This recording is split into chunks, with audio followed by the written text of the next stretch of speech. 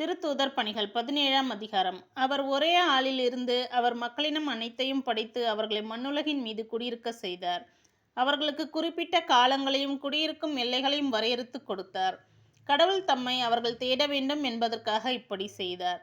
தட்டி தடவியாவது தம்மை கண்டுகொள்ள வேண்டும் என்பதற்காகவே இவ்வாறு செய்தார். ஏனெனில் அவர் நம் ஒவ்வொருவருக்கும் அருகிலேயே உள்ளார். அவரை சார்ந்துதான் நாம் வாழ்கின்றோம், இயங்குகின்றோம், இருக்கின்றோம். உங்கள் கவிஞர் சிலர் கூறுவது போல நாம் அவருடைய பிள்ளைகளே. நாம் கடவுளுடைய பிள்ளைகளாய் இருப்பதால் மனித கற்பனையாலும் சிற்ப வேலை திறமையாலும் உருவாக்கப்பட்ட பொன், வெள்ளி, கல் உருவங்களைப் போல கடவுள் இருப்பார் என நாம் எண்ணுவது முறையாகாது. ஏனெனில் மக்கள் அறியாமையில் வாழ்ந்த காலத்தில் கடவுள் இதனை பொருட்படுத்தவில்லை.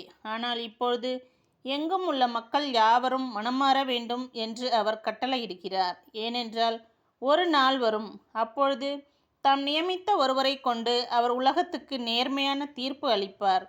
இறந்த அவரை உயிர்த்தெழச் செய்ததன் வாயிலாக இந்நம்பிக்கை உறுதியானது என எல்லாருக்கும் தெளிவுபடுத்தினார். இறந்தவர் உயிர்த்தெழுதல் என்பது பற்றி கேட்டதும் சிலர் அவரை கிண்டல் செய்தனர்.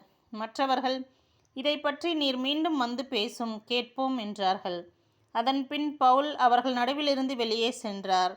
சிலர் நம்பிக்கை கொண்டு அவர்களுடன் சேர்ந்து கொண்டனர். அவர்களுள் அரையோபாகு மன்றத்தின் உறுப்பினரான தினோசியும் தாமரி என்னும் பெண் ஒருவரும் வேறு சிலரும் அடங்குவர்.